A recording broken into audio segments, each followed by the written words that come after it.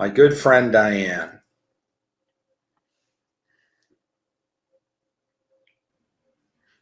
Hi, friend. Hey, how are you? Good. Good. Um, Thanks for having me. This is Yeah, I haven't awesome. seen you in a couple of years, but it's good to It's see been you. a while. Yeah, exactly. I love it when I, my friends are like, "You're into dream interpretation? Hey, can you interpret one of my dreams?" And I'm like, "Come on the show," and then they do. That's awesome. Jump on. Yeah. I Yeah. I'm glad you mentioned something about yawning. I'm like, John, we are boring you to tears.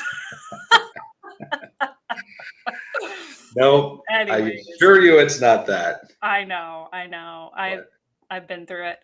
Okay, so let me share with you what it is. It was very brief. It was very impactful, I felt like. So that's why I reached out to you. So I'm standing at the top of an icy mountain, mm, and there is someone standing to my right.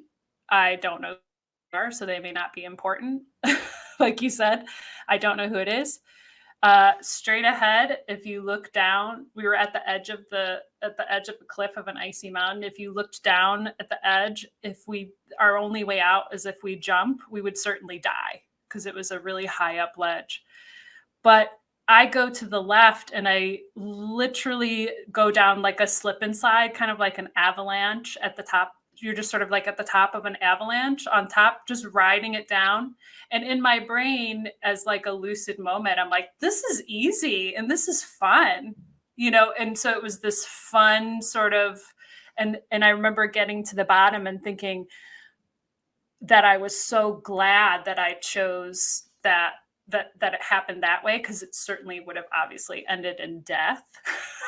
I mean, like it's pretty extreme, not preferential. not preferential, but I went that way, and sort of the tail end of it was like, well, how easy was that?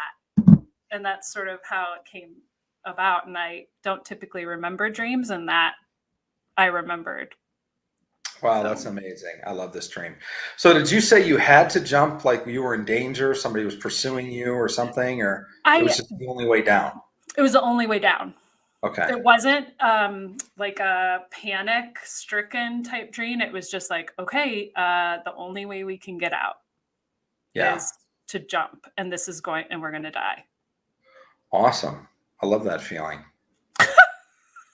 It's a feeling of weight. I just sent out a letter to kind of a New Year's letter where I talk about the weight of that particular moment.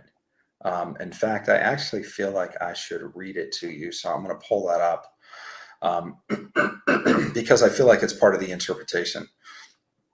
So it's super interesting that we just sent out this letter to people that are on our mailing list, and really just a lot of friends, welcoming them to the new year and just encouraging them. But we sent out with it a picture, and it's a picture of, it looks like the front of El Cap, like the north face of El Cap, on a guy that is about to jump, like he's base jumping. So Yeah, exactly. That's crazy. yeah, it's super interesting. Let me find this for you because I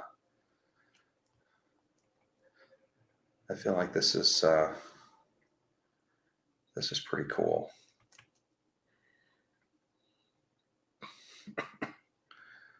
Let me uh, let me get this picture for you too.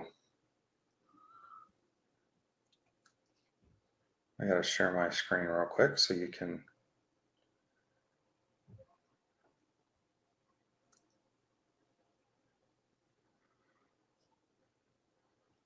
All right.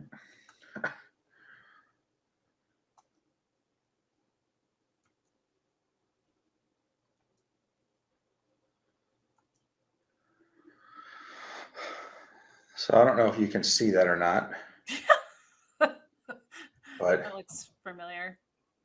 yeah.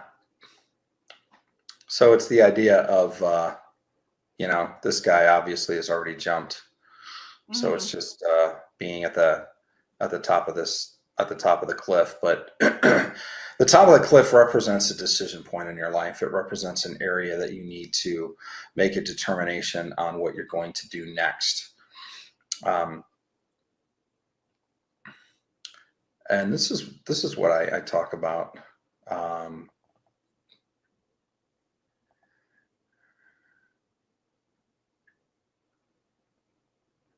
Greatness is coming, and it's headed your way. The fruit and faithfulness of the last season will be evident in the hyper acceleration of this new season. I would say get ready, but I would wager that you already are. Many of us are standing on the precipice of the greatest moments of our lives thus far. We are feeling the weight of history and the culmination of years of preparation. And now it is time to jump, to launch, to propel ourselves headlong into our futures with everything that we have and all that we are. Moments like this define our lives. It is in the moments of shift or change of direction, the pause before the flight, when the calm breeze is at your back and the large expanse of the unknown lies before you, beckoning you to jump. It is in this moment when warfare is intense and we evaluate ourselves and we hear the silent whisper say, "But am I enough?" Taste that moment, feel the weight of your history and the history of your ancestors heavy upon you as they lean forward in the cloud of witnesses with anticipation of your decision.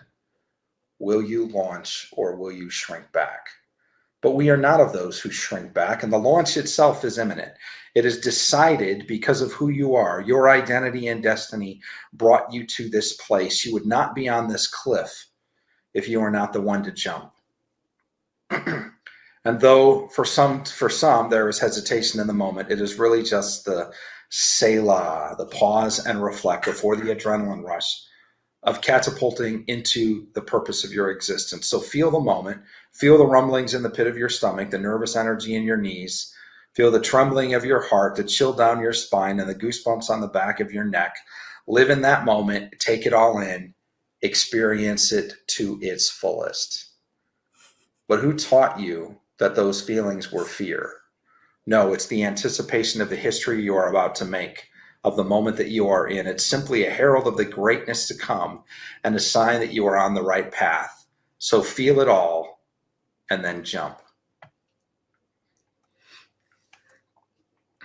So two things, okay, that you just said, not to take over your video here, but two things. Number one, you said that you don't feel like you're enough. I have a podcast called Don't Worry, You're Enough. Oh, wow. Number one. Number two, Selah, which in a meditation, it's a unique name. I know it's not a name, but in a meditation, I had like my spirit, if you believe in spirit guides and things like that, angels, their name was Selah. So two things jumped out at me. And I know Selah is a typical biblical sort of word.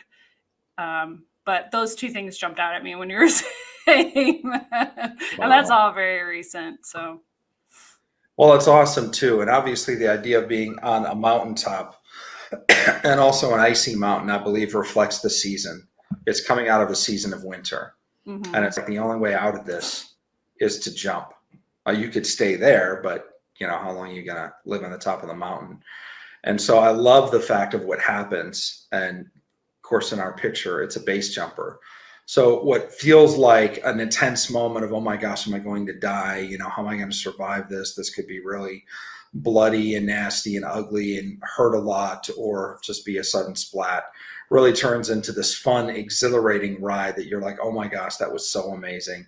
Right. That was so cool.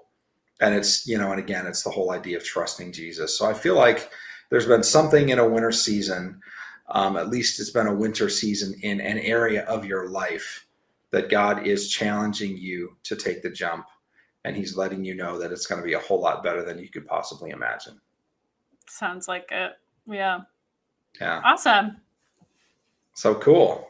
Thank you. So yeah, when you jump, let me know, and let me know how it turns out. We'll see. One step at a time. That's all you need is one step if you're standing on the edge of a cliff. Woo! Awesome. Thanks for calling in, Diane. Appreciate it. All right. Bye-bye. Bye.